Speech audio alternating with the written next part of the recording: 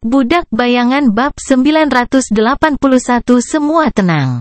Rain baru saja berusia 16 tahun. Untuk setiap remaja, itu adalah kencan spesial. Itu menandakan lebih dari kata-kata yang bisa dijelaskan, karena sejak saat itu, selama sekitar 2 atau 3 tahun, mereka akan rentan terhadap infeksi mantra. Dia berharap merasakan perubahan besar dalam dirinya, tetapi yang mengejutkan Rain, segala sesuatu tentang dirinya tampak kurang sama. Namun, dunia di sekelilingnya telah banyak berubah. Rutinitas hariannya tetap seperti sebelumnya, tetapi di balik permukaan, semua tindakan orang berbeda. Orang tuanya berusaha menyembunyikan ketakutan mereka, tetapi dia tahu seberapa khawatirnya mereka sebenarnya. Teman-teman sekelasnya memasang wajah pembuat, tetapi tidak satupun dari mereka yang bisa bertindak sebaik yang mereka kira. Bahkan para guru tampak jauh lebih pendiam. Suasana di jalanan kota juga sedikit berbeda. Tentu saja, Rain bukanlah pusat alam semesta. Sebagian besar dari perubahan ini tidak ada di baliknya dengan dia. Dan sebaliknya disebabkan oleh peristiwa yang membuat semua orang terpaku pada portal berita, pengambilan besar-besaran dari kuadran selatan. Bagaimanapun, itu adalah peristiwa bersejarah. Memang, tidak ada yang benar-benar memengaruhi NKSJ. Para pengungsi belum tiba, dan bahaya yang mereka hindari sangat jauh sehingga tidak terasa nyata. Hanya saja setiap orang tampaknya memiliki pendapat tentang apa yang terjadi, dan terkadang ada kendaraan militer di jalan. Ada banyak poster melarikan diri di seluruh kota juga, yang mendorong orang untuk mendaftar di tentara evakuasi kedua. Yang pertama telah mencapai kemenangan demi kemenangan di Antartika, mendorong kembali makhluk mimpi buruk yang keji setiap hari. Siapapun yang ingin memenangkan kejayaan dan membantu para pahlawan yang menang membela umat manusia diundang untuk bergabung dalam upaya perang. Atau setidaknya itulah yang dikatakan berita itu kepada mereka. Kebanyakan orang hanya menganggap propaganda begitu saja, percaya bahwa kampanye Antartika berjalan dengan baik, tetapi Rain memiliki sedikit keuntungan atas mereka dalam hal seperti itu. Ayahnya bekerja untuk pemerintah, dan meskipun dia jarang berbicara tentang pekerjaannya di rumah, dia telah belajar beberapa hal selama bertahun-tahun. Hari-hari ini, ayahnya terlihat sangat stres. Dia tampak lebih stres setiap harinya. Dan Sunny sudah pergi. Rain sudah terbiasa dengan tetangganya yang eksentrik datang dan sesuka hatinya, terkadang menghilang untuk waktu yang lama. Setidaknya dia tahu di mana dia, pada kesempatan ini, jika ada, usulan Sunny memerintahkan tentara berkeliling lebih lucu daripada menakutkan. Orang-orang malang itu, dia tahu, tentu saja, bahwa gurunya yang nakal itu adalah seorang guru sejati. Terlepas dari sikap Sunny yang konyol dan kejenakaan yang aneh, dia adalah ascendet dengan kekuatan yang cukup besar. Tidak sembarang orang bisa menjadi anggota kelompok Changing Star. Tapi tetap saja, Lady Nevis, Evie, Knight, semuanya adalah prajurit yang dimuliakan. Tapi Sunny adalah seorang pengintai. Bahkan jika dia adalah pendekar pedang yang hebat dan ahli taktik yang licik, aspeknya tidak cocok untuk pertempuran, apalagi jenis pertempuran yang pasti terjadi di Antartika. Apa yang dilakukan orang bodoh itu di tengah perang? Dan kenapa dia tidak membalas pesannya? Sialan. Sunny, duduk di kelas dan mendapati dirinya tidak dapat berkonsentrasi pada pelajaran. Lagi pula itu hanya kursus musim panas yang asal-asalan. Dan semua orang mengantuk setelah latihan pertempuran yang intens. Rain menatap layar komunikatornya dengan intensitas gelap. Semuanya baik-baik saja pada awalnya, tetapi kemudian semuanya menjadi salah. Ketika Sunny berhenti menjawab, dia tidak terlalu khawatir. Selama beberapa minggu. Tapi sudah 2 bulan sekarang, dan masih belum ada tanda-tanda keberadaannya. Pada titik tertentu, Rain menjadi khawatir dan tidak tahu harus berbuat apa lagi, menghubungi Aiko. Tapi Aiko hanya menyuruhnya untuk santai, dan bahwa Sunny benar-benar baik-baik saja di suatu tempat di luar sana. Wanita muda mungil itu tampaknya sangat percaya diri dengan kemampuan Sunny. Namun, Rain merasa tidak nyaman. Itu lucu. Saat ini, dia seharusnya sangat khawatir karena dipilih oleh mantra, tetapi kesunyian Sunny yang aneh lebih mengganggunya. Jadi, Rain menatap layar komunikatornya di tengah kelas. Log pesannya akan memalukan, jika tidak begitu menakutkan. Hei, apakah kamu menerima pesan terakhirku? Rain ke Sunny, halo. Berhentilah mengabaikanku. Kenapa kamu tidak menjawab? Sunny, jika kamu terlalu sibuk, katakan saja dan aku akan menemukan sesuatu yang lebih menarik untuk dilakukan. Apa? Bahkan oke pun tidak. Ayolah. Tapi serius, kamu baik-baik saja. Apakah sesuatu terjadi?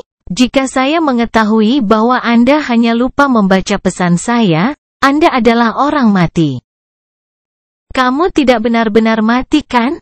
Haha, hanya bercanda. Apa-apaan, kamu bahkan tidak memberi selamat padaku di hari ulang tahunku? Sunny, kamu baik-baik saja. Jawab aku sialan. Sunny, jawab aku. Aku mungkin sedikit khawatir, jadi, tolong kirimi aku pesan saat kamu punya waktu luang. Tolong jawab aku. Rain menggertakkan giginya dan menyingkirkan komunikatornya. Dia mencoba mendengarkan ceramah, meskipun sulit untuk mendengar apapun dengan seberapa banyak teman sekelasnya berbisik di sekitarnya, bergosip tentang ini dan itu. Kelas, gosip, semuanya tampak begitu ngawur. Seluruh kelas tampak tidak nyata, sebenarnya. Itu terlalu damai, terlalu hangat, dan terlalu normal. Di suatu tempat di luar sana, jutaan orang mengungsi atau sekarat. Hilangnya salah satu dari 4 kuadran dapat menimbulkan konsekuensi jangka panjang dan bencana bagi seluruh umat manusia. Hal yang sama yang terjadi di Antartika dapat dengan mudah terjadi di benua lain segera. Namun, orang-orang bersikap seolah-olah tidak ada hal luar biasa yang terjadi. Mereka hanya menjalani hidup mereka, bertindak tidak peduli. Apakah mereka tidak mengerti apa yang sedang terjadi? Apakah mereka tidak tahu bahwa tentara sekarat di garis depan setiap hari? Yang bangkit itu juga sekarat. Bodoh. Sangat bodoh. Pada saat itu, salah satu teman sekelasnya berbalik, mencondongkan tubuh ke depan, dan berbisik, "Hei, Rain. Kenapa akhir-akhir ini kamu murung? Mau makan sesuatu yang pedas setelah kelas? Mungkin akan ada penjatahan makanan untuk beberapa saat setelah para pengungsi itu tiba. Jadi ini mungkin kesempatan terakhir kita untuk..." Sebelum Rain tahu apa yang dia lakukan, respon marah keluar dari mulutnya. Apakah hanya makanan yang kamu pikirkan? Dia berkedip, menyadari bahwa dia berdiri, dan bahwa seluruh kelas menatapnya. Rupanya, dia lupa untuk mengecilkan suaranya, dan tetap di kursinya. Guru menatap Rain dengan bingung. Kenapa, ya? Topik ini mungkin tidak terlalu menarik bagi kalian anak muda, tapi akan tidak profesional bagi saya untuk memikirkan hal lain saat mempresentasikannya. Sekarang, silakan duduk dan bersikap baik, nona muda. Di mana Anda tata krama? Karena malu, Rain kembali ke tempat duduknya dan menoleh ke jendela. Kelas berlanjut, dan gosip berlanjut juga. Hanya kali ini, dia menjadi subjek bisikan. Dalam perjalanan pulang, Rain melewati sebuah rumah abu-abu yang familiar. Dia berhenti sejenak, melihat ke beranda di mana seorang guru yang tak tertahankan sering terlihat di masa lalu, minum kopi dan bertindak seolah-olah dia tidak memiliki satupun kekhawatiran di dunia. Serambinya kosong, dan rumahnya juga kosong. Sambil mendesah, dia berbalik dan terus berjalan. Lagi pula, kenapa aku peduli dengan si bodoh itu? Sunyi terkutuk. Bahkan jika dia mengirimiku pesan sekarang, aku tidak akan menjawabnya. Pada saat itu, komunikatornya bergetar, mengumumkan bahwa ada notifikasi baru. Rain meliriknya tanpa sadar, lalu tiba-tiba membeku. Ada pesan baru di layar. Bunyinya, Sunyi, astaga. Ada apa dengan semua pesan ini? Apakah kamu penguntit? Aku hanya terjebak di area tanpa koneksi jaringan untuk sementara waktu. Tidak perlu menyerang kotak masukku. Ngomong-ngomong, selamat ulang tahun, saya kira. Bagaimana kabarmu? Transfer data terbatas di tempat saya sekarang, jadi saya akan kekurangan. Saya baik-baik saja. Oh, dan saya menerima medali lagi. Cukup keren, bukan? Rain menatap layar selama beberapa saat, lalu menarik napas dengan gemetar dan mulai mengetik dengan cepat. Erdul Notes, Rain sangat imut, bukan? Budak bayangan bab 982 gelap, kosong, dan sunyi. Casey membuka matanya dalam kegelapan. Untuk beberapa saat, dia dibingungkan oleh gempuran warna dan sensasi. Dia melihat langit biru cerah dan lautan awan putih yang bergulung di bawah menara gading. Sinar matahari membelai kulitnya, dan angin sepoi-sepoi bernyanyi di telinganya. Dia diselimuti panas, percikan merah beterbangan dari wadah tempat baja cair bersinar dengan cahaya pijar. Suara lelah melantunkan sesuatu dalam bahasa kuno, kata-kata asing tenggelam dalam hiruk-pikuk bengkel. Dia dikunci di sebuah kantor kecil, membaca dokumen. Kertasnya terasa dingin saat disentuh, dan berbau tinta segar. Penglihatannya kabur karena kurang tidur, dan hatinya terasa berat. Isi dokumen itu serius. Ada tempat lain, orang lain. Butuh beberapa waktu baginya untuk menemukan dirinya di antara orang asing. Casey adalah satu-satunya dunia yang tidak memiliki warna dan bentuk. Itu gelap, kosong, dan sunyi. Dia bisa merasakan kain lembut piyamanya menyentuh kulitnya, dan kehangatan tempat tidurnya. Tapi baunya salah, tapi bagus dan akrab. Di mana saya? Dia mengerutkan kening, dan kemudian ingat. Ini bukan kamarnya di Menara Gading.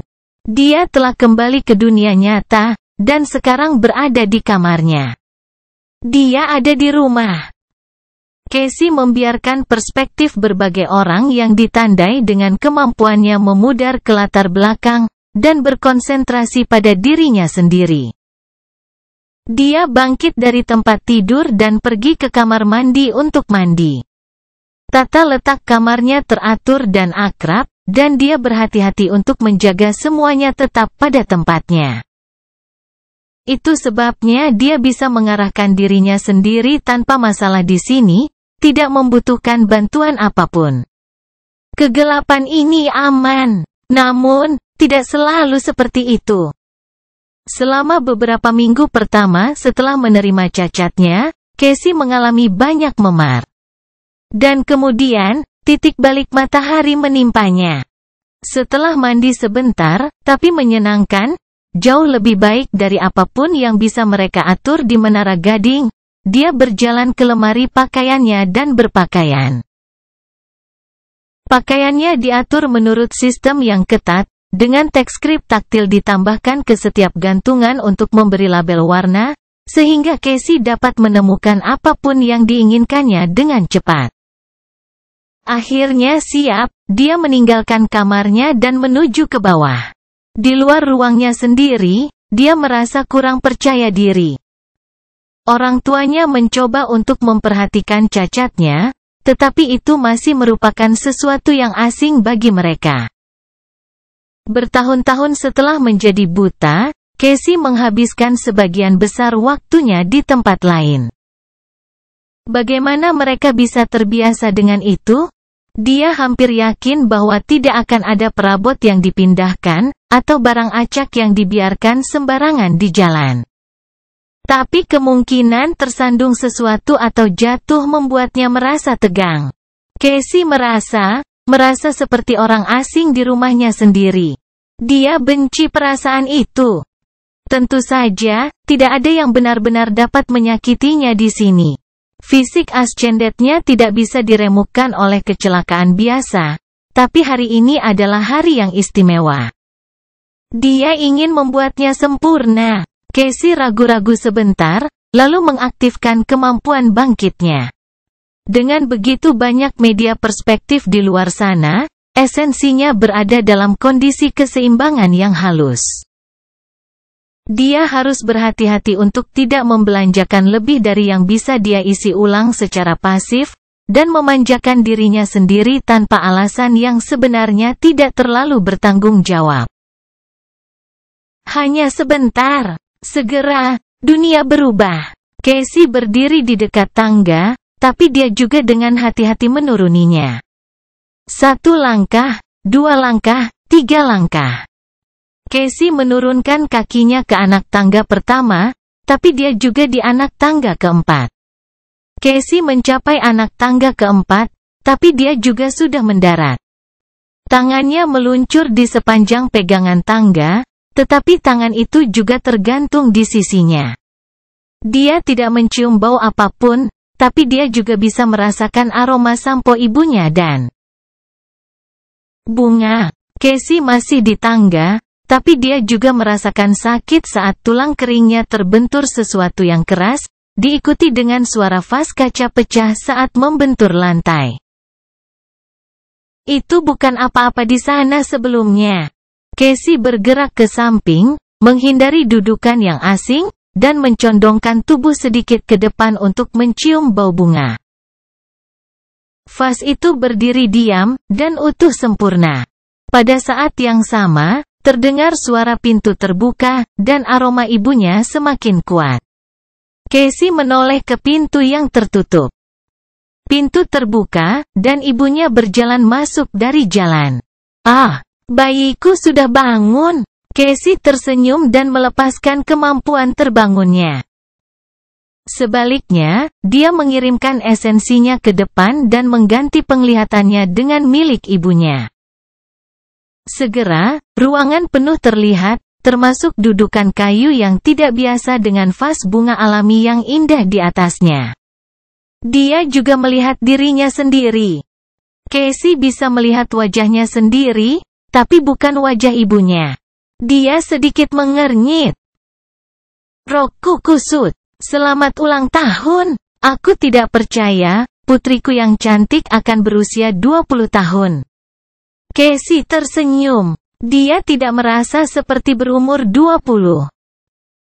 Dia merasa seperti berumur 200 tahun. Sebelum dia bisa mengatakan apa-apa, ibunya memeluknya.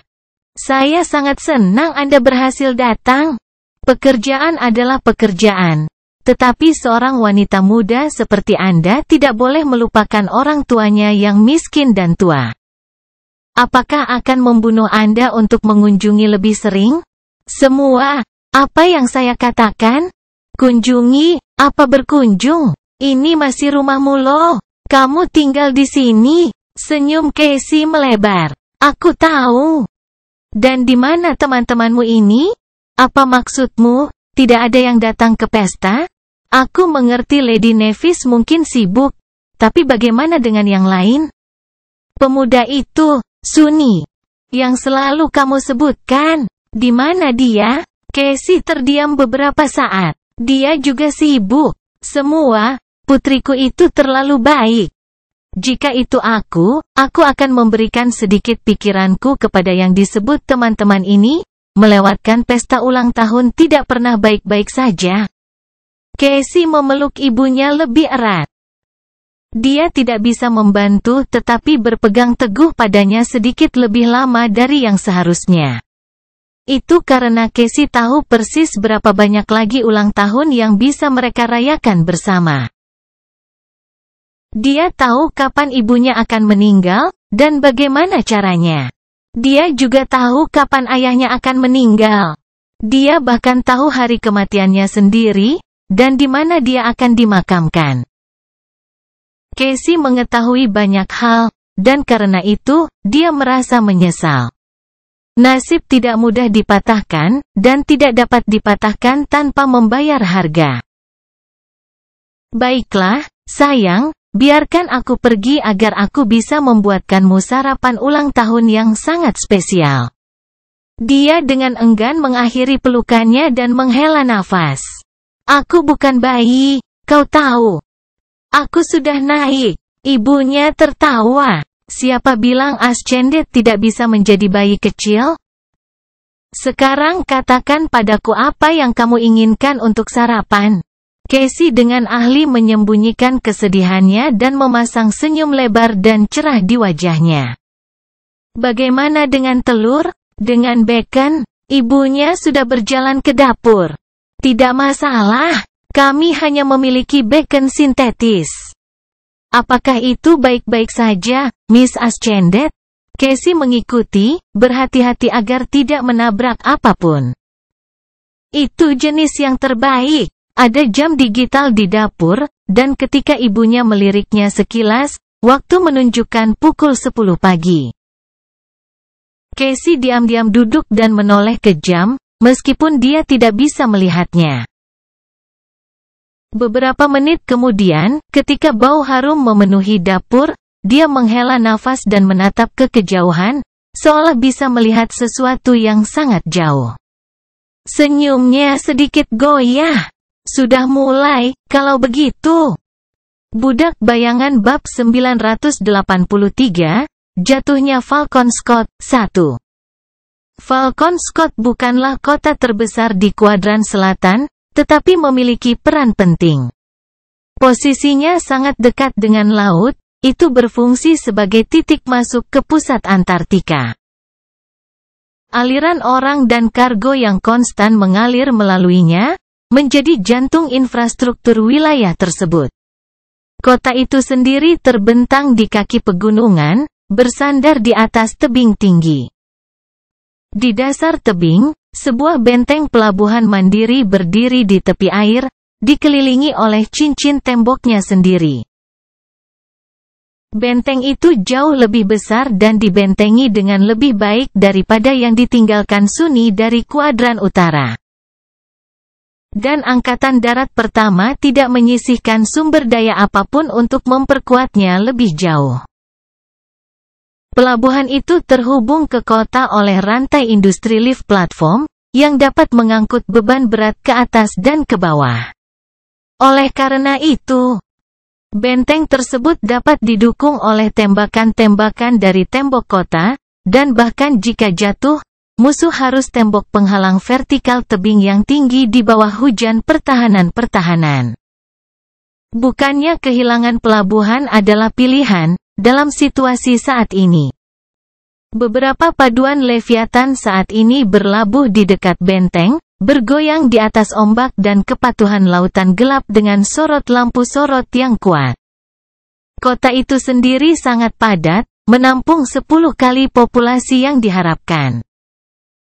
Setelah semua ibu kota pengepungan pusat Antartika yang tersisa dievakuasi di sini, Falcon Scott melindungi hampir 200 juta orang. Mereka semua sedang menunggu giliran untuk menaiki kapal perang dan diangkut selat, ke bentangan Antartika Timur yang jauh lebih terlindungi. Di mana Angkatan Darat Pertama masih mempertahankan kemiripan kendali. Salah satu dari 4 konvoi Angkatan Laut telah dipindahkan untuk mengangkut orang, tetapi bahkan dengan kapasitas kapal besar yang luar biasa, akan memakan waktu cukup lama. Fakta bahwa beberapa kapal perang, seperti bekas tempat berlabuh Naif dan Ariadne, telah hilang ditelan oleh Chain of Nightmares tidak membuat prosesnya lebih cepat. Itu lebih dari setengah populasi NKSC. Gila, Sunny sedang melihat gambar hidup kota, yang diproyeksikan ke jendela palsu di salah satu kantor kompleks pemerintah daerah. Kota itu bersinar dengan segudang cahaya dalam bayangan malam kutub yang dingin, dengan aurora hantu berputar-putar yang menakutkan di atasnya. Ada terlalu banyak orang di mana-mana, dan kebanyakan dari mereka tampak tersesat, bingung, atau langsung kalah. Sebagian besar kompleks, tentu saja, terletak di bawah tanah, jadi jendelanya pasti palsu. Kompleks itu juga menjadi tempat komando Angkatan Darat cabang regional, itulah sebabnya Sunny menerima instruksi untuk berkunjung hari ini. Sambil mendesah, dia berbalik dari jendela, berjalan ke meja konferensi, dan duduk. Sunny masih memakai kain kafan dalang, tapi bedanya dia diberi waktu untuk tidur, mandi dengan benar, dan makan sepuasnya. Jauh lebih penting dari itu, beban puluhan ribu jiwa tidak menekannya lagi. Secara keseluruhan, dia terlihat sangat segar. Di mana dia? Dia tidak perlu menunggu lama. 1 atau 2 menit kemudian, pintu terbuka, dan Master Jet masuk. Soul Reaper terlihat hampir sama seperti terakhir kali dia melihatnya. Memang, dia mengenakan bodysuit biasa bukannya baju perang hari ini, bodysuit. Tapi selain itu, sepertinya bulan-bulan mengerikan dari kampanye Antartika telah berdampak negatif padanya. Menyadari Sunny, Jet tersenyum. Yah, kalau bukan Tuan Muda Sunless, pembunuh keji yang gagah berani dan penyelamat manusia. Senang kau kembali, Sunny. Sunny memaksakan senyum sebagai balasannya. Ya, senang bisa kembali. Bagaimana 2 bulan terakhir ini memperlakukanmu? Karena, kamu tahu, aku agak kasar. Master Jet duduk di ujung meja dan memberinya tatapan lucu. Kamu tidak punya siapa-siapa selain dirimu sendiri untuk disalahkan. Siapa yang memintamu untuk menjadi orang yang sangat berprestasi? Aku mengirimmu untuk mengambil 1 orang, dan kamu membawakanku 40.000 sebagai gantinya. Harus kukatakan, jika semua orang di sini memiliki sikap seperti ini, rantai mimpi buruk akan berakhir dalam seminggu. Astaga, kita mungkin telah merebut kembali Amerika sekarang. Sunny meliriknya dengan muram. Tidak, terima kasih. Mempertimbangkan berapa banyak pengungsi yang saat ini berada di Falcon Scott, 40.000 bukanlah jumlah yang besar. Namun, beberapa dari ribuan itu adalah tentara sungguhan, dan beberapa lagi adalah pelaut berpengalaman. Itu sebenarnya cukup signifikan untuk membuat heboh, sehingga berita kepulangannya tersebar luas.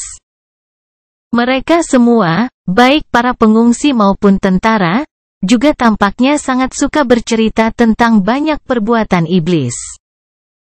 Sunny tidak sepenuhnya yakin reputasi seperti apa yang dia peroleh, tetapi dia pasti memiliki reputasi sekarang. Di seluruh kota, orang mengenal namanya. Untuk lebih baik atau lebih buruk.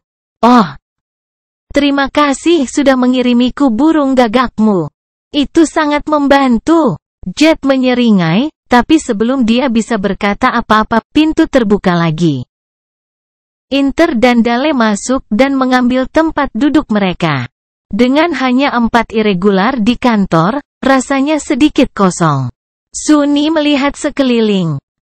Di mana Randall dan Jesse?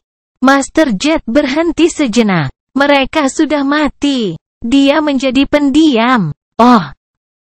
Soul Reaper menghela nafas, lalu mengambil datapadnya, menggulir beberapa dokumen, dan memanggilnya dengan suara cerah, kalau begitu, mari kita mulai. Akan ada pertemuan strategi besar dalam 1 jam untuk dihadiri semua orang yang cukup penting. Tetapi sebelum itu, saya harus memberitahu Anda tentang situasi saat ini. Dalam beberapa hari ke depan, Falcon Scott akan menjadi dikepung oleh lautan kekejian yang tak ada habisnya. Tugas kita sederhana, kita harus memastikan bahwa itu tidak jatuh setidaknya selama 3 minggu. Budak Bayangan bab 984, Jatuhnya Falcon Scott 2. Kondisinya jelas dan suram. Sunni sudah mengetahui beberapa hal yang dikatakan Jet kepada mereka, tetapi beberapa benar-benar mengejutkan. Tentara pertama berencana untuk mundur dari pusat Antartika, membawa seluruh penduduknya bersama mereka. Rencana sebelumnya untuk berjongkok di beberapa pengepungan ibu kota yang dibentengi untuk perbaikan secara bertahap telah ditinggalkan. Atau lebih tepatnya ditunda, itu akan dipaksakan pada akhirnya, tetapi tidak sebelum semua orang dipindahkan dengan aman ke Antartika Timur. Antartika Timur jauh lebih baik daripada wilayah tengah kuadran karena sejumlah alasan. Pertama, jauh lebih besar dan lebih padat penduduknya daripada senter, dengan medan yang lebih baik. Itu sebabnya kontingen Angkatan Darat pertama yang dikirim ke sana beberapa kali lebih kuat. Tentara lapangan Sunni adalah bagian dari 100.000 tentara, dengan sekitar 5.000 bangkit menemani mereka, atau lebih tepatnya, telah berjumlah. Sekarang, mungkin ada setengah dari mereka yang tersisa. Sebaliknya, 3 pasukan lapangan yang beroperasi di Antartika Timur memiliki 300 tentara dan 15.000 bangkit, tidak termasuk pasukan lokal. Jika tidak cukup, 2 dari 3 orang suci yang berpartisipasi dalam kampanye juga ditempatkan di sana. Utusan klan Song dan Transcendent pemerintah keduanya ditugaskan ke daratan yang lebih besar, dengan Skytide sendiri yang bertanggung jawab atas seluruh pusat Antartika. The Chain of Nightmares juga tampaknya menyerang wilayah tengah dengan sangat keras. Terakhir, dan mungkin yang paling penting, pusat Antartika adalah tempat munculnya binatang musim dingin. Titan itu saja yang bertanggung jawab atas banyak kematian, karena pengaruhnya telah menghancurkan jaringan komunikasi di seluruh daratan. Jika bukan karena fakta bahwa Saint Tiris adalah lawan langsung dari kekuatannya, situasinya bisa menjadi lebih buruk. Sedihnya, dia hanya bisa menahan binatang musim dingin, bukan membunuhnya. Bagaimanapun, Komando Angkatan Darat telah memutuskan untuk memotong kerugiannya dan menghentikan semua kekuatan manusia yang tersisa di kuadran untuk mempertahankan satu wilayah. Detasemen pertama Angkatan Darat kedua dijadwalkan tiba pada akhir bulan, jadi keputusan mereka setidaknya tampak bijaksana. Masalahnya, tentu saja, adalah para pembela pusat Antartika yang babak belur harus selamat dari relokasi terlebih dahulu. Ada hampir 200 juta orang di Falcon Scott, dan memindahkan mereka ke Antartika Timur akan memakan waktu setidaknya 3 minggu. Selat itu tidak terlalu lebar, jadi mengangkut pengungsian terdekatnya 10 kali lebih cepat daripada mencoba mengevakuasi mereka sampai ke kuadran utara. Tetap saja, ada terlalu banyak dari mereka untuk mencapai sesuatu pada waktu yang tepat. Jadi, anggota pasukan lapangan yang tersisa harus memastikan bahwa ibu kota pengepungan akan bertahan selama berminggu-minggu di bawah pengepungan terus-menerus oleh makhluk mimpi buruk. Master Jet bersandar. Kami menahan 3 serangan besar-besaran kemarin, dan mungkin akan ada 4 atau 5 hari ini. Jumlah itu hanya akan meningkat di masa depan. Kami harus berhenti menghitungnya pada akhirnya, saya pikir, karena itu hanya akan menjadi satu serangan keji yang tak henti-hentinya, 24 jam sehari. Inter dan Dale saling melirik. Akhirnya, penembak Jitu Ascendet menghela nafas.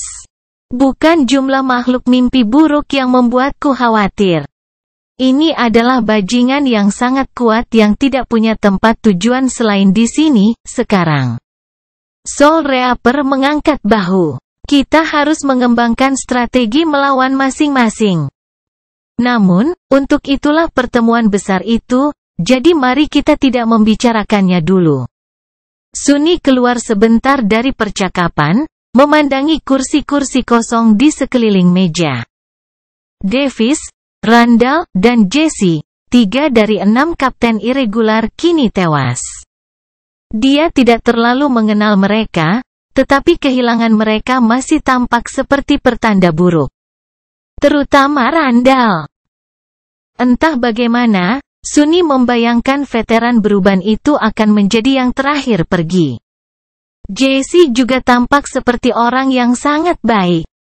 Terkutuklah. Tidak luput dari perhatiannya bahwa ketiga master yang gugur adalah orang-orang yang berspesialisasi dalam serangan langsung, baik itu serangan frontal, taktik tabrak lari, atau operasi diam-diam. Orang-orang yang selamat adalah Sunni, Inter, dan Dale.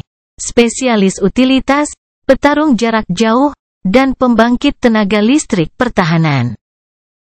Jika ada pelajaran filosofis dalam semua itu, dia terlalu terganggu dan sedih sekarang untuk mengetahuinya. Berbicara tentang itu. Hei, Sunni, apakah kamu mendengarkan? Sunni melirik Master Jet dan berkedip beberapa kali. Ya sedikit. Soul Reaper terkekeh, lalu melemparkan sesuatu ke arahnya. Dia menangkapnya, lalu melihat sebuah kotak kecil di tangannya dengan bingung. Membukanya, Sunni melihat medali besi dengan gambar hati yang terbakar terukir di dalamnya. Medali itu terlihat sangat mencolok, meski agak hikmat. Jauh lebih rumit dari yang sebelumnya dia terima, dengan pita terlampir dicat merah tua. Namun, itu terbuat dari besi sederhana.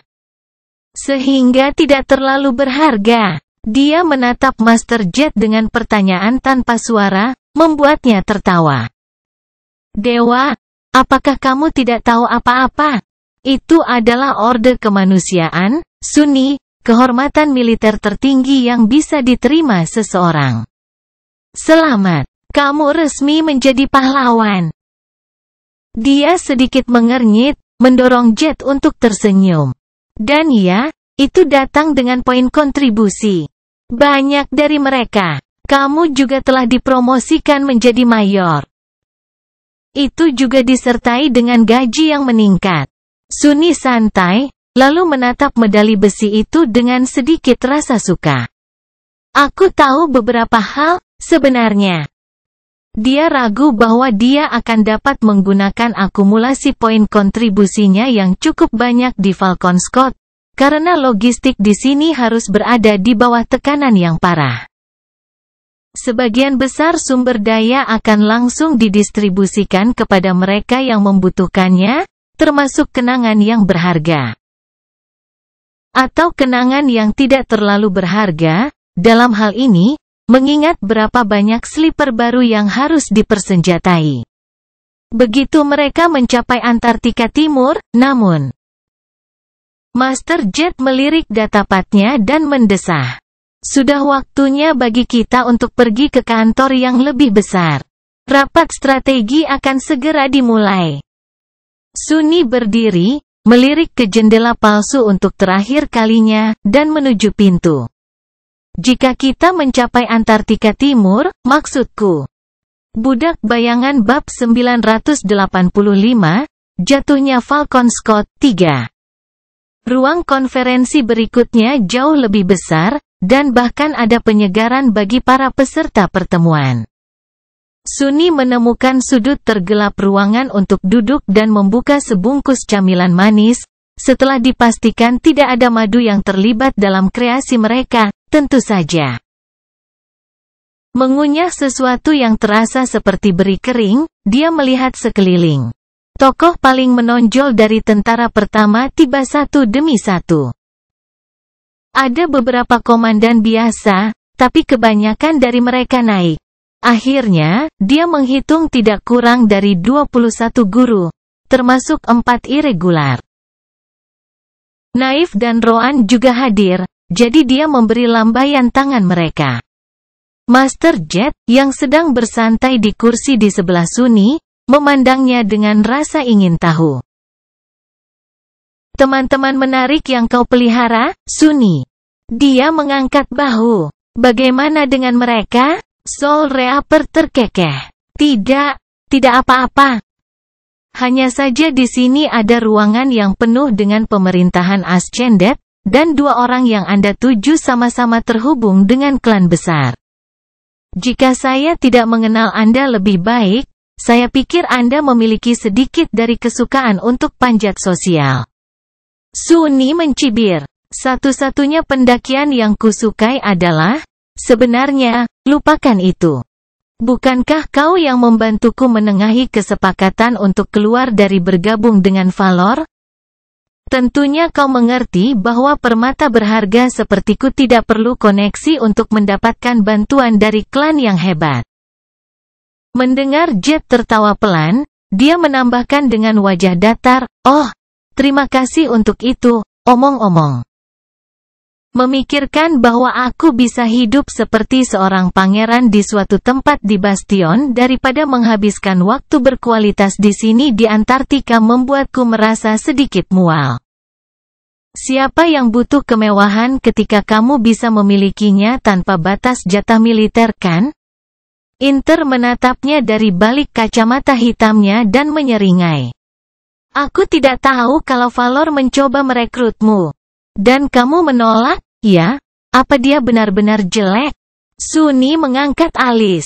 "Tidak. Apa maksudmu?" Musim dingin menggelengkan kepalanya. "Maksudku pengantin yang mereka tawarkan, tentu saja, untuk menikahkanmu dengan klan. Entah dia benar-benar jelek, atau kamu benar-benar bodoh." Kurasa aku punya jawaban." Dia membuka mulutnya untuk membalas, tetapi pada saat itu, pintu terbuka, dan 2 orang memasuki ruangan. Suasana di dalam langsung berubah.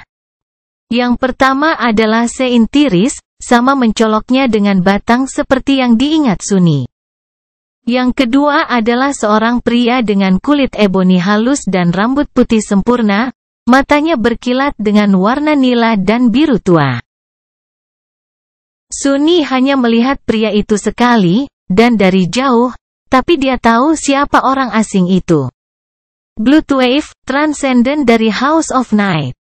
Dia bertanggung jawab atas konvoi Angkatan Laut yang mengirimkan pasukan lapangan ke pusat Antartika. Dan Saint Sunny pernah menyaksikan menyelam ke dalam air hitam sebagai paus pembunuh yang mengerikan sekali. Oh, dia juga ada di Falcon Scott. Masuk akal, dalam retrospeksi.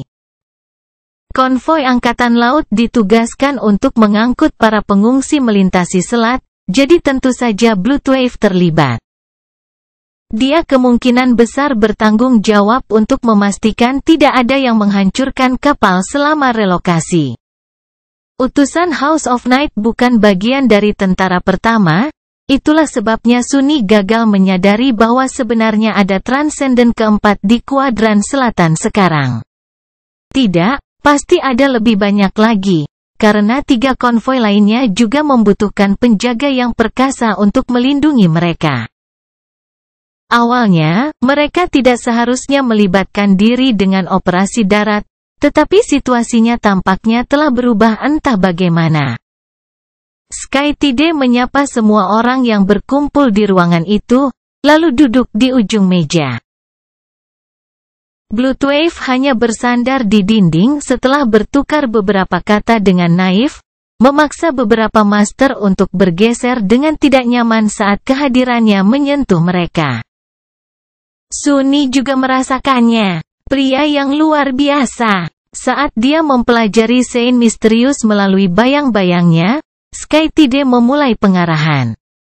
"Kalian semua tahu apa yang harus dilakukan."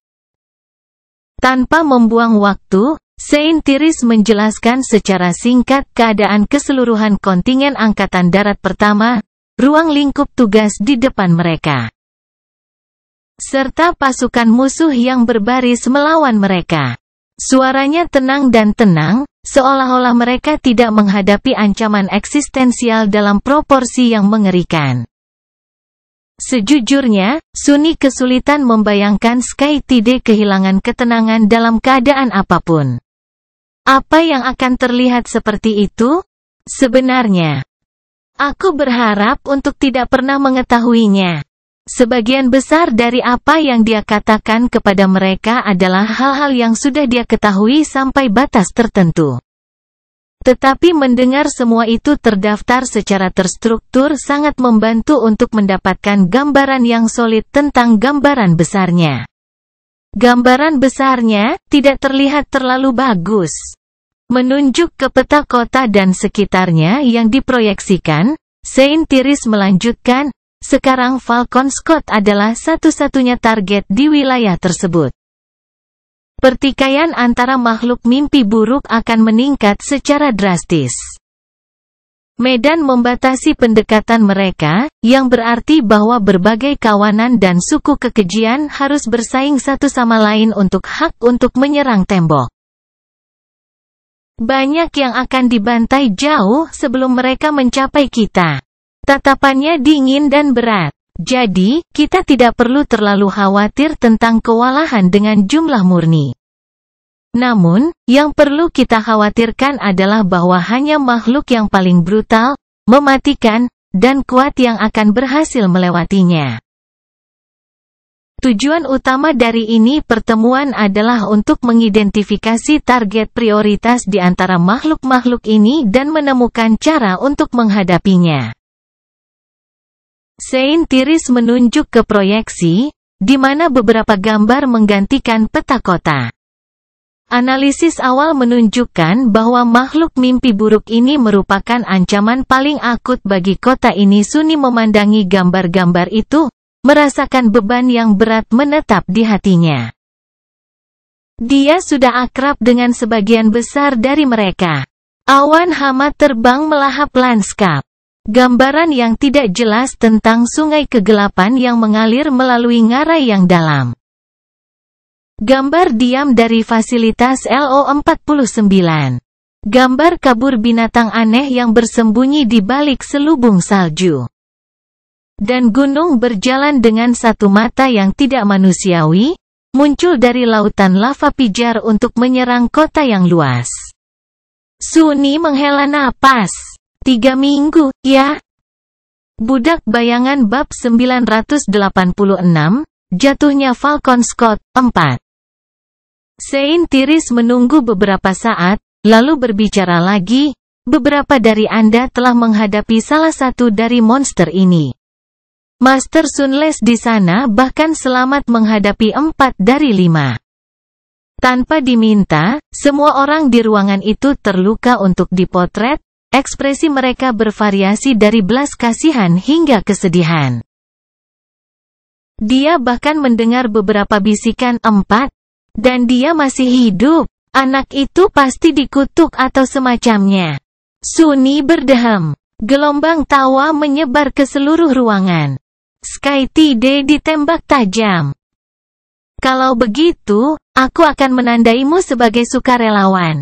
Sebelum Sunny dapat memprotes, dia melanjutkan, target pertama adalah entitas segerombolan yang dikenal sebagai Devouring Cloud. Para peramal kami dapat menentukan bahwa itu bukanlah makhluk mimpi buruk yang kuat, itu sendiri, melainkan sisa-sisa dari satu. Cloud Devouring kemungkinan besar adalah kejatuhan teror. Salah satu kesadaran utamanya hancur di beberapa titik di masa lalu. Namun, segerombolan induknya tetap ada, dan itulah yang perlu kita lawan. Dia melirik para irregular. Musim dingin mengangguk. Setelah menjelaskan beberapa detail lagi, Saint Tiris melanjutkan, target kedua adalah makhluk yang ditunjuk sebagai Heart of Darkness. Tidak banyak yang diketahui tentangnya. Kecuali fakta bahwa itu terdiri dari banyak drone mirip serangga. Menggunakan kekuatan yang terhubung dengan unsur bayangan dan kemungkinan distorsi spasial, pengetahuan tentang makhluk ini dibawa ke kita oleh First Irregular Company. Itu adalah Sunni dan anggota kelompoknya, yang dengan rajin melaporkan segala sesuatu tentang musuh yang ditemui konvoi selama kunjungan mereka ke alam impian. SkyTD melihat ke arah 4 irregular. Heart of Darkness telah hadir di pusat Antartika sejak sebelum rantai mimpi buruk. Pangkat dan kelasnya tidak diketahui, tetapi teori saat ini adalah bahwa irregular mengganggu evolusi makhluk itu untuk Titan. Jika demikian, kita mungkin bisa menghindari bencana yang lebih besar. Bagaimanapun, orang yang paling cocok untuk menghadapi ancaman itu adalah. Dia menyebutkan 3 First Army Ascended yang tidak dikenal. Rupanya, aspek mereka akan bekerja dengan baik melawan segudang kumbang pembunuh yang dipenuhi kegelapan. Sunni senang mendengar bahwa dia tidak harus menghadapi serangga terkutuk itu sendiri lagi. Jika semuanya berjalan sesuai rencana, target ketiga ditetapkan sebagai teror LO-49. Sekali lagi, pangkat dan kelas persisnya tidak diketahui, meskipun makhluk itu kemungkinan besar adalah teror rusak. Ia bertanggung jawab untuk menghancurkan kapal perang Ariadne, serta membantai garnisun dari instalasi LO-49.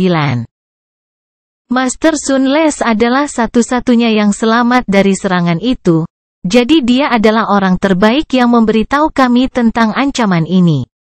Sunni terdiam beberapa saat, lalu mengangkat bahu. Itu adalah pola perilaku yang saya saksikan, yang tidak berarti bahwa makhluk itu tidak memiliki cara lain untuk menyerang. Anda dapat membaca detailnya di laporan yang kami kirimkan. Dia berpikir sedikit, dan kemudian menambahkan, jika ada satu hal aneh tentang teror itu muncul dari gerbang sendirian. Sepertinya tidak ada rombongan makhluk mimpi buruk yang lebih lemah untuk mempertahankannya, yang mungkin menjadi kerentanan. Oh, juga, harus ada semacam batasan pada kemampuannya untuk memusnahkan sekelompok besar orang. Jika tidak, ia tidak akan menunggu berminggu-minggu untuk membunuh semua orang di LO-49. SkyTD mengangguk. Utusan House of Night hanya mengangguk. Sunni berharap mereka memiliki cukup kenangan pelindung pikiran. Sementara itu, Saint Tiris beralih ke gambar binatang musim dingin. Sedikit penghinaan muncul di wajahnya yang cantik. Banyak orang di ruangan itu memucat saat menyebutkan peringkat makhluk itu. Tuan Rohan khususnya tampaknya memiliki ekspresi muram. Mengabaikan suasana muram, SkyTD beralih ke gambar terakhir. Sifat sebenarnya dari kekuatan Goliath masih belum jelas, jadi, kami tidak cukup tahu untuk menentukan cara menghancurkannya. Para master terdiam, menatap gambar menakutkan dari batu raksasa yang berjalan melintasi lanskap yang sunyi. Dalam keheningan itu, tiba-tiba terdengar suara tenang, "Aku akan membunuh Goliath." Semua orang menoleh, menatap Sunni dengan ekspresi bingung. Dia tersenyum. "Apa? Bajingan itu berutang baju besi baru padaku. Plus, aku belum pernah membunuh Titan sebelumnya. Pasti jadi pengalaman yang menarik." Sebagian besar dari mereka menggelengkan kepala. Ini bukan saat yang tepat untuk bualan kosong, nak. Sunni mengangkat bahu. Waktu yang tepat. Saint Tiris mempelajarinya selama beberapa saat, lalu berbalik. Bagaimanapun. Namun, sebelum dia selesai, beberapa komunikator di ruangan itu memberitahu pemiliknya tentang pesan yang diterima. Sunni mengangkat alis. Itu tidak biasa. Falcon Scott masih berada di area pengaruh binatang musim dingin, jadi tidak ada koneksi jaringan dimanapun di dalam tembok kota. Namun, ada rangkaian komunikasi yang kuat, yang terhubung melalui rantai relay khusus ke Antartika Timur. Bandwidth-nya sangat terbatas dan sebagian besar dimonopoli oleh Komando Angkatan Darat. Sunni harus menghabiskan banyak poin kontribusi untuk menerima kuota kecil yang memungkinkannya untuk berhubungan dengan Rain. Tetap saja, kuotanya cukup kecil sehingga dia harus menghitung simbol saat menulis pesan, dan alih-alih koneksi konstan. Paket data diunggah dan diunduh 2 kali sehari, sesuai dengan jadwal yang ketat. Dia melirik komunikatornya sendiri untuk memeriksa waktu. Saat itu sekitar pukul 10 pagi di kuadran utara, yang, jika diterjemahkan ke waktu lokal, tidak akan jauh dari jadwal periode aktivasi Larik. Menarik. Yang lebih menarik adalah orang-orang yang menerima pesan tersebut. Hanya ada 3 dari mereka, SkyTide, Bluetwave, dan Soul Reaper Jet. Seintiris membaca pesan itu dan sedikit mengernyit. Transcendent lainnya menghela nafas, lalu secara singkat menunjukkan komunikatornya kepada Naif dan menyembunyikannya. Master Jet melirik ke layar dan tidak menunjukkan reaksi apapun, tetap dalam pose santainya yang biasa. Sunni ragu sejenak, lalu mencondongkan tubuh ke arahnya dan bertanya pelan, "Tentang apa itu?" Master Jet meliriknya dan mengangkat bahu. Seorang orang suci meninggal pagi ini di alam mimpi, sementara dengan gagah berani mempertahankan benteng dari makhluk mimpi buruk yang kejam. Salah satu dari keberanian. Sunni sedikit terkejut. Orang suci tidak mati terlalu sering. Makhluk mimpi buruk yang kejam, ya? Soul Reaper tersenyum kecil. Ya, segala sesuatunya akan semakin cepat sekarang. Bukan masalah bagi kita di sini. Untuk saat ini. Budak Bayangan bab 987, Jatuhnya Falcon Scott, 5. Sunni sedang duduk di benteng pertahanan, melihat pemandangan apokaliptik dari gerombolan makhluk mimpi buruk yang bergerak maju ke kota. Ada begitu banyak dari mereka sehingga seolah-olah tanah itu sendiri bergerak, mengalir ke depan saat bergolak dan bergolak. Kegelapan yang mengelilingi kota itu diusir oleh puluhan roket suar, yang perlahan-lahan melayang turun dari langit hitam seperti bintang jatuh yang cerah. Di tanah, sungai api melahap bangkai kekejian yang telah dibunuh dalam serangan sebelumnya. Campuran pembakar terbakar lama dan panas, tapi untungnya, bau daging hangus hampir tidak bisa mencapai bagian atas tembok.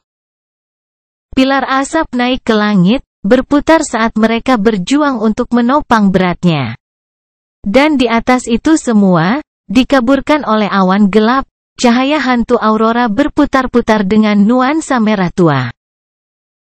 Pertempuran akan segera dimulai. Saat lautan nikmah creatures yang maju ke depan barisan-barisan tak terlihat, mass driver yang kuat yang dipasang di benteng Falcon Scott menjadi hidup. Berkedip dengan lampu listrik saat mereka mengirim peluru tungsten yang berat terbang ke depan dengan kecepatan yang mengerikan. Tembakan railgun dibarengi dengan petir yang memekakkan telinga, membuat seluruh dinding berguncang dan bergetar. Meskipun putaran tungsten tidak meledak, mereka berdampak pada gerombolan dengan kekuatan yang cukup untuk menghasilkan kilatan cahaya dan gelombang kejut yang menghancurkan puluhan makhluk mimpi buruk dan memotong petak berdarah melalui masa mereka. Namun, gerombolan itu terus maju tanpa gentar. Sesaat kemudian, pelanggaran yang diciptakan oleh salvo pertama dari senjata rel benar-benar hilang, dan kekejian itu melesat maju dengan kehancuran yang mematikan.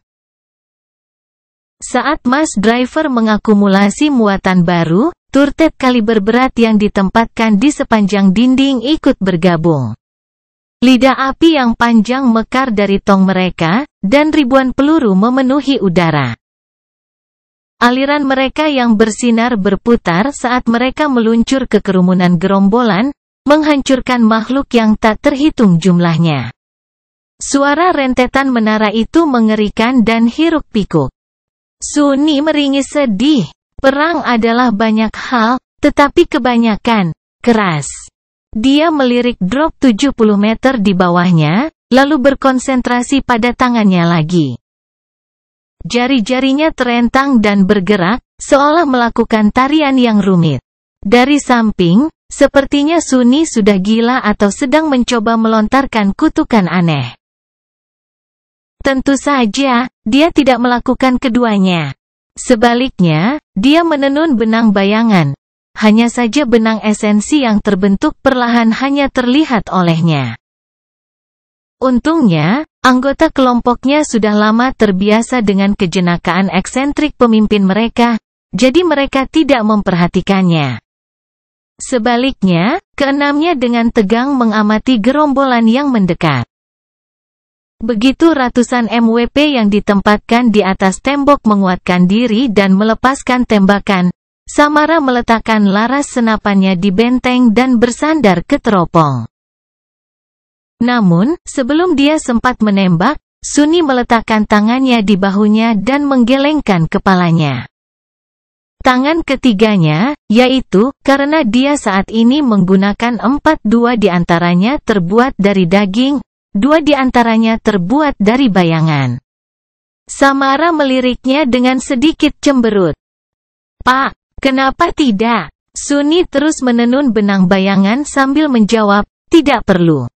Garnisun sudah mengendalikan situasi, untuk saat ini, jadi jangan terlibat kecuali nikmah creatures memanjat tembok. Pertahankan esensimu." Dia berlama-lama sejenak, lalu menambahkan, "Menurut laporan terbaru, Devouring Cloud tinggal 1 hari lagi untuk mencapai Falcon Scott. Kita akan membutuhkan semua kekuatan kita besok." Irregular bergeser dengan tidak nyaman, mengingat persinggungan terakhir mereka dengan gerombolan terbang. Sunni, sementara itu, mengabaikan nasihatnya sendiri dan mengalihkan perhatiannya kembali ke intisari yang tak terlihat. Pertempuran berlangsung kurang lebih seperti yang dia harapkan. Gerombolan maju meskipun menderita kerugian besar, dan tidak lama setelah MWP melepaskan hujan peluru dan misil ke masa kekejian, tentara duniawi bergabung. Diikuti oleh penyihir dan pemanah yang bangkit. Pengepungan itu aneh, mengingat sebagian besar tindakan pertahanan kota hanya mampu menangani makhluk mimpi buruk yang tidak aktif dan bangkit. Untuk membunuh yang jatuh, pejuang yang bangkit harus meninggalkan keamanan benteng dan berangkat. Muncul baik dari palka lapis baja berat di dinding atau dari terowongan tersembunyi yang membentang di bawah medan pembunuhan. Terowongan itu juga digunakan untuk mencegat kekejian yang mampu menggali melalui tanah, dan dapat dengan mudah runtuh jika musuh mengambil kendali. Jika makhluk mimpi buruk yang rusak muncul, para master dikirim untuk menghancurkannya.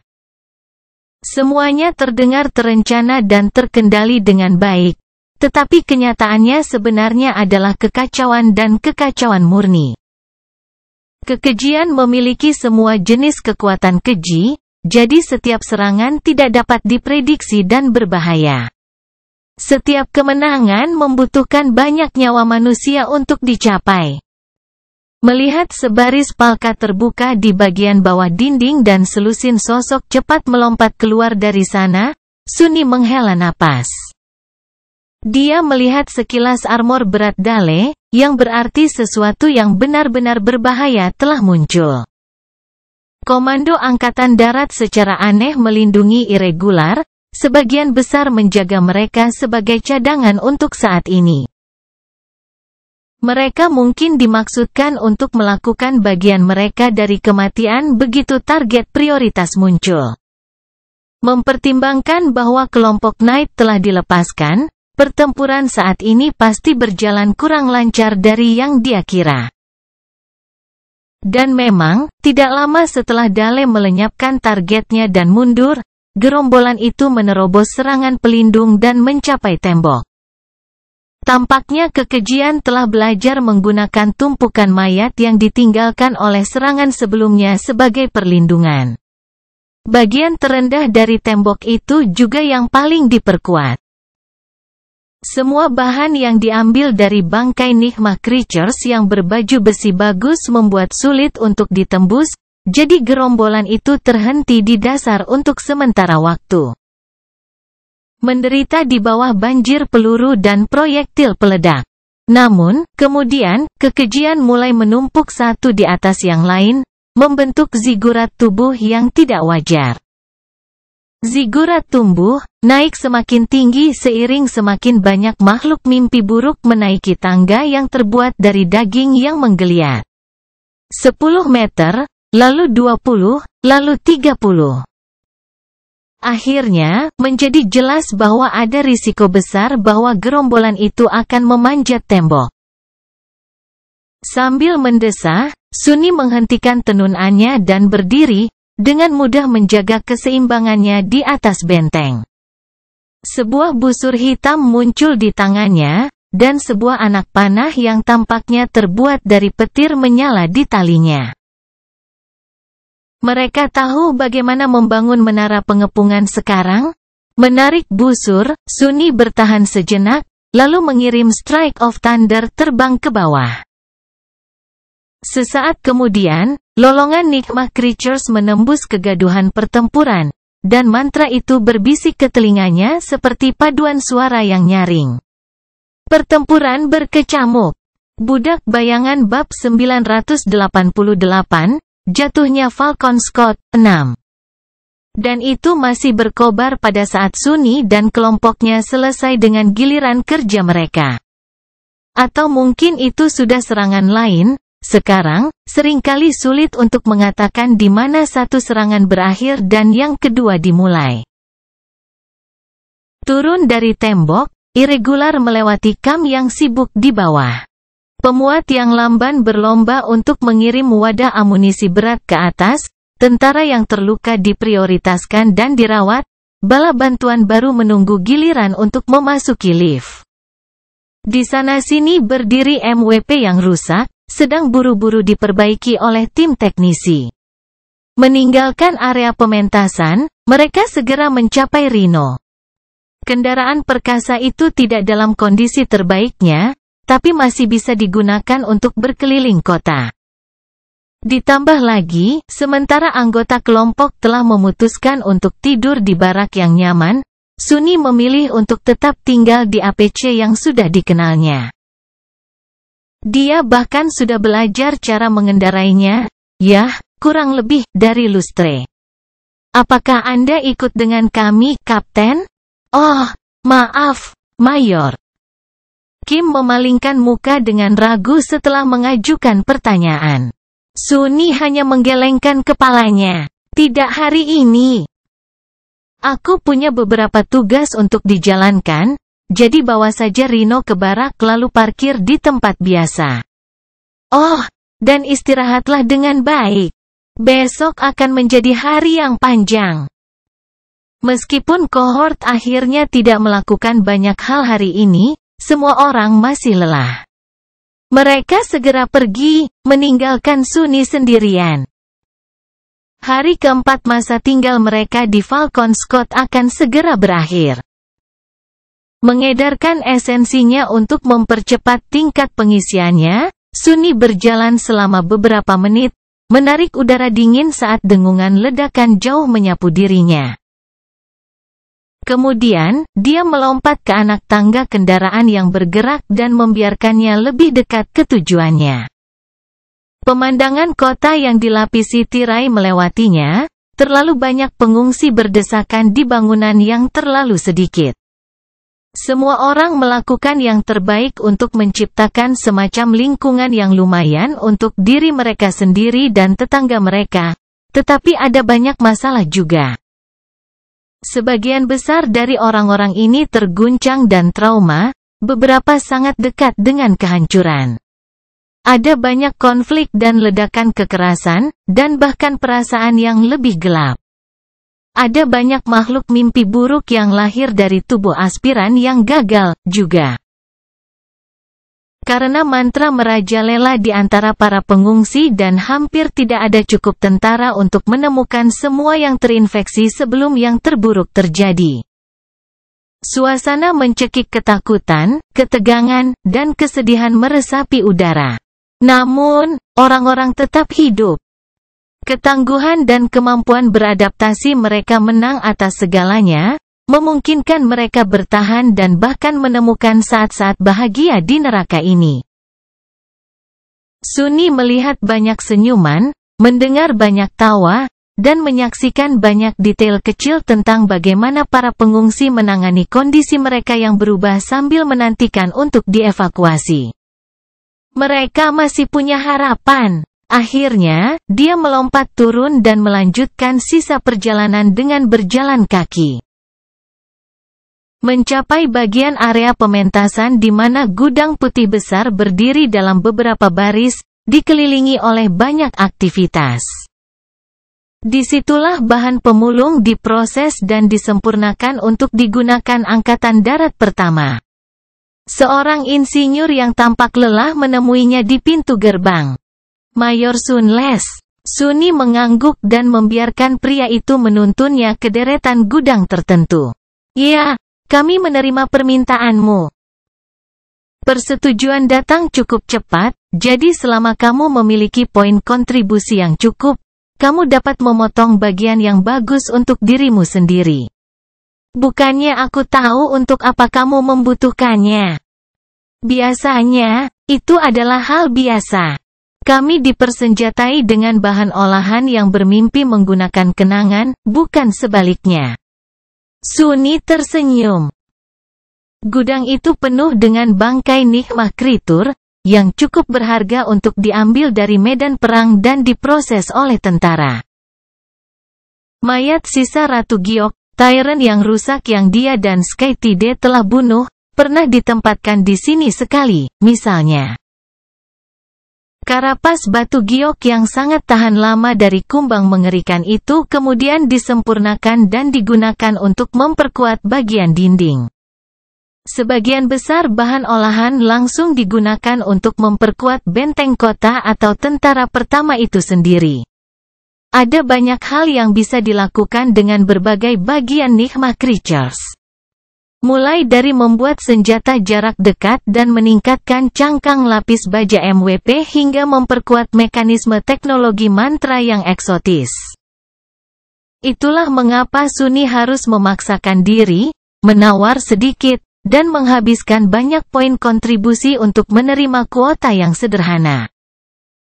Mempelajari gudang, dia bertanya, ada iblis rusak kemarin yang berhasil menembus tembok. Di mana disimpan? Insinyur itu menatapnya selama beberapa saat. Budak bayangan bab 989, jatuhnya Falcon Scott 7. Sambil membawa jarum di pundaknya, Sunni memilih untuk berjalan ke tujuan selanjutnya. Benda itu cukup berat bahkan seorang guru seperti dia merasakan sedikit ketegangan setelah beberapa saat. Jadi dia harus membungkus dirinya dalam bayang-bayang di beberapa titik. Orang-orang memberinya pandangan aneh, tetapi tidak ada yang mengatakan apa-apa. Kain kafan dalang mengidentifikasi Sunni sebagai orang bangkit. Dan orang bangkit diketahui sering melakukan hal-hal aneh. Sunni juga menemukan bahwa orang-orang biasa sering bertingkah malu-malu di depannya sejak dia menjadi seorang guru, yang dengan senang hati mengurangi jumlah percakapan yang harus dia lakukan. Jadi, dia hanya harus berhati-hati agar tidak mengenai siapapun dengan jarum yang berat secara tidak sengaja. Sambil berjalan, Sunni memutuskan untuk memeriksa runenya karena bosan. Fragmen bayangan, 2471/4000. Dia tersenyum kecil. Pengepungan Falcon Scott mungkin merupakan urusan yang mengerikan, tetapi satu hal yang tidak kurang adalah musuh yang harus dibunuh. Tingkat di mana dia mendapatkan fragmen yang meningkat pesat dalam 3 hari terakhir. Saat ini, perubahan yang dibuat oleh masing-masing fragmen tidak signifikan, tetapi bertambah. Dia sekarang jauh lebih kuat daripada di awal kampanye Antartika, dan inti kelima bukanlah tidak bisa diraih seperti dulu. Nevis juga masih jauh dari mencapai teror, yang berarti dia akhirnya memiliki kesempatan untuk mengejar kelasnya, setidaknya untuk sementara waktu. Apakah itu penting sekarang? Pada akhirnya, kita berdua akan menjadi raksasa, atau mati. Mimpi buruk juga menaklukkan banyak mimpi akhir-akhir ini. Secara keseluruhan, Sunni dalam kondisi yang baik. Kelompoknya telah menjadi salah satu unit tempur yang paling mematikan di benua itu, dengan setiap anggota mengasah keterampilan mereka ke tingkat yang benar-benar menakutkan. Yang tersisa untuk mendorongnya ke tingkat kekuatan yang sama sekali baru adalah Sein yang muncul dari evolusinya. Mungkin saja. Mereka memang berhasil menahan Falcon Scott selama 3 minggu. Sunni memberi jalan ke barisan kendaraan militer dan melihati kerumunan pengungsi di sekitarnya. Ya, diragukan. Sambil menghela nafas, dia berbelok dan mendekati salah satu menara asrama yang didirikan dengan tergesa-gesa. Yang ini terlihat lebih substansial daripada kebanyakan, tapi tidak banyak. Mendongak, dia melihat hamparan luas jendela bercahaya, dengan ribuan dan ribuan manusia berlindung dari hawa dingin di dalam. Dia melirik jarum iblis, lalu dengan canggung memutarnya dan menusukkan ujungnya jauh ke dalam tanah. Membawanya ke dalam gedung akan merepotkan. Dan Sunni yakin tidak ada yang akan mencurinya, benda itu lebih berat daripada yang bisa dibawa oleh manusia biasa manapun, atau bahkan sekelompok dari mereka. Namun, masalahnya adalah jarum itu sangat tajam sehingga terus tenggelam ke dalam tanah beku karena beratnya sendiri. Sunni menatapnya dengan kesal sejenak, lalu mengulangi prosesnya, kali ini menusukkannya ke tanah dengan ujung tumpul. Akhirnya puas, dia berjalan ke pintu masuk menara, di mana seorang warga sipil sedang menyekop salju. Saat dia lewat, pria itu tersentak dan menatapnya dengan mata lebar. Sunni mendesah dalam hati. Apakah aku benar-benar menakutkan? Kapten Sunles, apakah itu kamu? Terkejut, Sunni mengangkat alis. Ya, secara teknis, Mayor sekarang. Apa aku tahu? Sebelum dia bisa menyelesaikan kalimatnya, warga sipil itu menjatuhkan sekop dan meraih tangannya, mengguncangnya dengan kuat. Sunni membeku. Apa yang sedang terjadi? Itu kamu, Tuan Sunles. Tuan, keluargaku dan aku hanya hidup karenamu. Setelah lapangan Airbus, kupikir, maaf, tapi kamu membawa kami semua ke sini. Terima kasih. Terima kasih banyak. Sunni tidak tahu bagaimana harus bersikap dalam situasi itu, tapi untungnya. Warga sipil itu akhirnya melepaskan tangannya dan buru-buru membuka tas kecil yang tergantung di ikat pinggangnya. Sesaat kemudian, Sunni mendapati dirinya memegang sandwich yang sudah dikemas dengan hati-hati. Tolong ambil ini, aku tahu ini tidak banyak, tapi istriku membuatnya sendiri. Kamu mungkin tidak mendapatkan banyak makanan rumahan, berdiri di dinding. Sunni ingin mengembalikan sandwich itu kepada pria itu, tapi kemudian berlama-lama. Para pengungsi tidak kelaparan, tetapi dia tahu pasti bahwa sebagian besar ransum yang mereka miliki tidak berbeda dengan yang biasa dia dapatkan di pinggiran. Mendapatkan bahan-bahan untuk membuat sandwich sederhana ini tentunya tidak mudah, dibuat dengan cinta dan perhatian. Artinya, hadiah kecil namun tulus ini jauh lebih berarti daripada yang terlihat.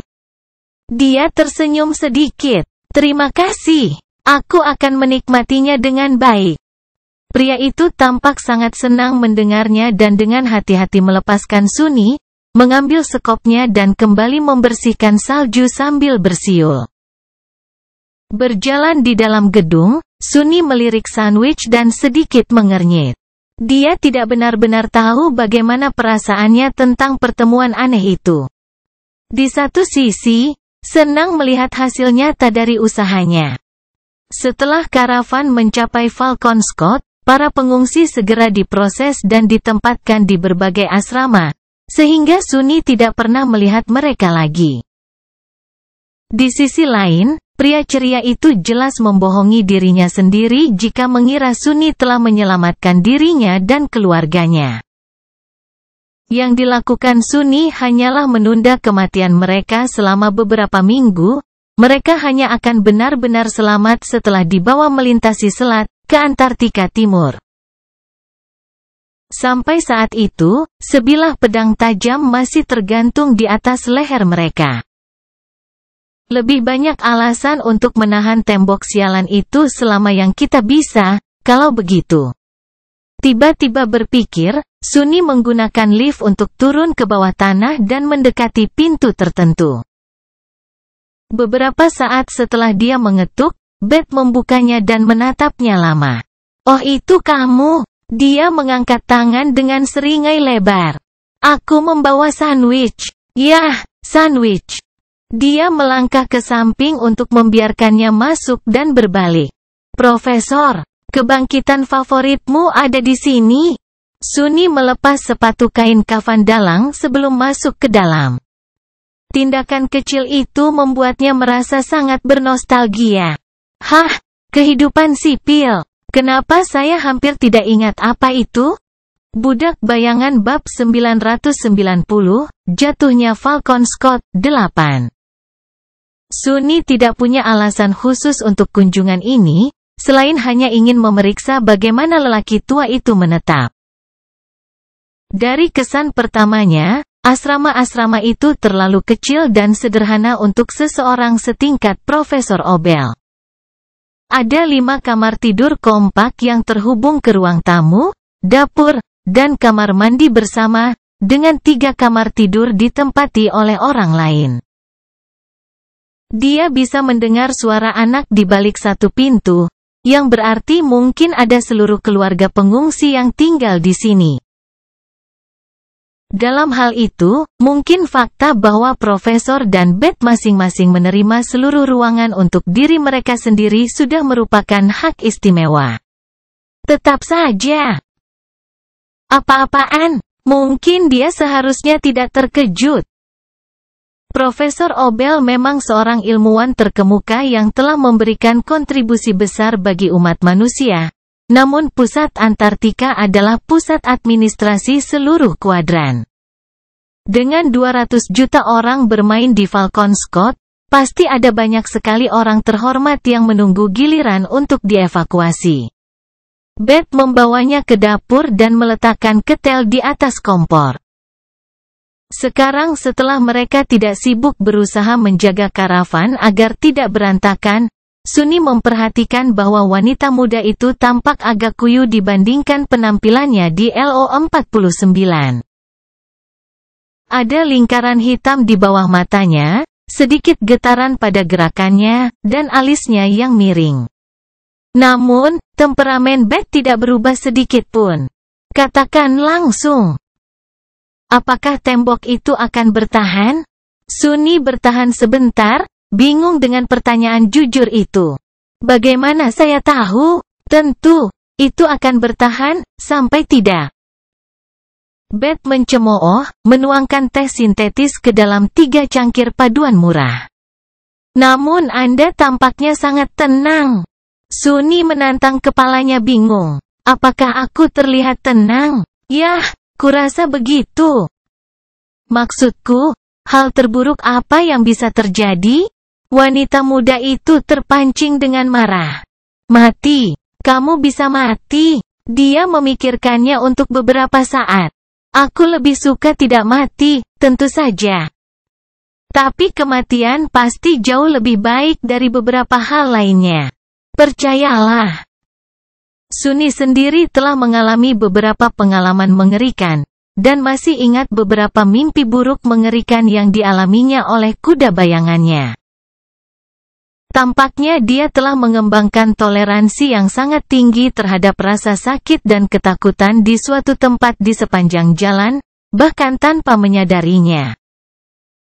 Tentu saja, sikap acuh tak acuhnya akan terlihat aneh bagi orang biasa.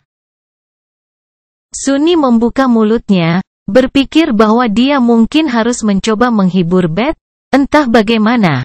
Tetapi pada saat itu, Profesor Obel akhirnya muncul, membuat mereka berdua tidak canggung. "Ah, Mayor Sunles, alangkah baiknya Anda meluangkan waktu untuk orang tua ini." Mereka bertiga duduk di belakang meja makan kecil, menikmati teh. Awalnya, Sunny yang paling banyak berbicara. "Jadi, pertahanan kota dalam kondisi baik untuk saat ini. Ah, tapi kami perkirakan akan ada serangan besar besok. Pastikan untuk tetap berada di dalam, dan jangan pergi ke permukaan gedung, apapun yang terjadi." Beth dan Profesor Obel saling pandang. Untuk beberapa alasan, wanita muda itu tampak tidak senang dengan mentornya. Ya, semua orang menerima instruksi tentang bagaimana berperilaku ketika peringatan serangan udara diaktifkan. "Terima kasih telah mengingatkan kami, anak muda." Sunny mengangguk, lalu ragu sejenak. Akhirnya, dia bertanya dengan nada hati-hati, "Saya minta maaf untuk bertanya, Profesor. Tetapi mengapa Anda masih di sini? Saya pikir Anda akan dimasukkan ke dalam daftar prioritas untuk evakuasi. Setiap warga sipil di kota ditunjuk sebagai anggota kelompok tertentu, masing-masing memiliki nilai yang berbeda. Warga negara bernilai tinggi dimaksudkan untuk diangkut melintasi selat terlebih dahulu, dengan sisanya ditempatkan dalam antrean panjang dengan algoritma acak. Namun, berbagai faktor dapat memengaruhi berat seseorang dalam algoritma. Keluarga dengan anak kecil memiliki peluang yang jauh lebih baik untuk ditempatkan lebih tinggi, misalnya. Sementara orang dengan cacat genetik akan ditempatkan lebih rendah. Tingkat kewarganegaraan juga memengaruhi algoritma, yang berarti bahwa non-warganegara dari versi lokal pinggiran akan dievakuasi terakhir. Angka 1 namun, tidak ada hubungannya dengan Profesor Obel. Bagaimanapun, dia seharusnya berada di salah satu kapal pertama yang keluar dari pelabuhan. Kapal raksasa telah berlayar antara Falcon Scott dan Antartika Timur selama beberapa hari, membawa jutaan orang pergi. Beth menatap tajam pria tua itu. "Ya, Profesor. Mengapa Anda masih di sini?" Sebelum dia bisa mengatakan apa-apa, wanita muda itu menoleh ke Sunny dan berkata dengan marah, "Percaya atau tidak, si tua." Profesor menyerahkan posisinya pada daftar prioritas, mengatakan bahwa dia tidak akan pergi tanpa asistennya. "Dan karena aku tidak ada hubungannya dengan kelompok bernilai tinggi, kita keduanya terjebak dalam kelompok seleksi standar sekarang. Hanya Tuhan yang tahu kapan kita akan ditempatkan dalam antrean, apalagi sampai keluar." Sunny mengerjap beberapa kali. "Benarkah itu, Profesor?" Pria tua itu menunduk karena malu. "Oh, kalian tidak mengerti. Aku sudah tua, tahu. Tulangku masih sakit karena berminggu-minggu di jalan. Tidak bisakah aku istirahat sebentar sebelum melompat ke kapal?" Beth mencemooh, dan kali ini Sunny cenderung setuju. "Alasan omong kosong macam apa itu? Jelas ada sesuatu yang lebih dalam terjadi." Mudah-mudahan, Profesor tidak ingin meninggalkan Beth, yang sudah bodoh. Jika dia dalam misi pengorbanan diri, Sunny harus meluruskannya. Dia membuka mulutnya untuk mengatakan sesuatu. Tetapi pada saat itu, anak yang dia dengar sebelumnya menerobos masuk ke dapur, memegang mainan darurat di tangannya. "Kakek Obel! Kakek Obel! Rusak!" Profesor Obel menatap Sunny dengan tatapan minta maaf, lalu tersenyum pada anak itu dan mengambil mainan itu. Apa? Itu rusak dengan sendirinya, ya? Nah, jangan khawatir. Aku akan memperbaikinya lagi. Temanmu akan menjadi seperti baru dalam waktu singkat. Sunny menatap mereka berdua, lalu berkata dengan nada tenang. Profesor, ada perbedaan antara berani dan bunuh diri. Anda harus naik kapal secepat mungkin. Tembok tidak akan menahan musuh lebih lama lagi. Tidak semua orang akan. Lelaki tua itu menepuk kepala anak itu, lalu menatap Sunny dan tersenyum. Lebih banyak alasan bagi tentara untuk memastikan bahwa itu bertahan selama mungkin, kalau begitu. Ini bukan seolah-olah kita tidak mencoba. Tunggu. Bukankah itu yang aku katakan sendiri? Sunny mengernyit, lalu menghabiskan tehnya dalam sekali teguk dan berdiri. Kurasa kamu benar. Kalau begitu aku akan pergi. Dia melirik Beth. Hubungi aku jika kau butuh sesuatu. Dengan itu, Sunny meninggalkan apartemen kecil itu dan kembali ke permukaan. Mengambil jarum iblis, dia mendengus dan meletakkannya kembali di bahunya. Profesor terkutuk, seolah-olah aku belum cukup sakit kepala, sudah. Sambil menggerutu perlahan, Sunny membawa jarum yang berat itu menuju barak yang jauh.